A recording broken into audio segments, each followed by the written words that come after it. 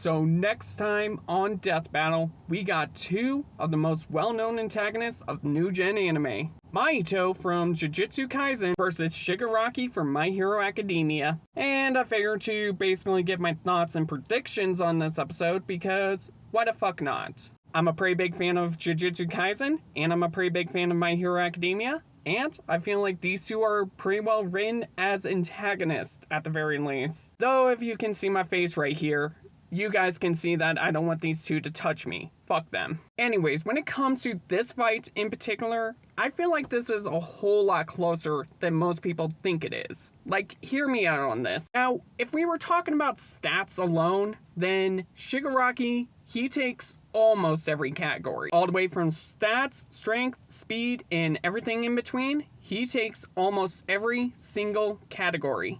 But there is actually one thing that Mahito has that can actually, be a burden for Shigaraki over here. And this is something that a lot of people keep bringing up in general. Does Shigaraki have a way to put Mahito down? Now, I'm going to be as fair as I can, and I can say I get where you guys are coming from. I really do. Especially if we're just talking about the first few seasons of My Hero Academia, when Shigaraki, he just has his decay quirk and whatnot. That part, I can see where you guys are coming from. I really can. However, things start changing when a certain event happens in My Hero Academia. The very moment he gets the all-for-one quirks.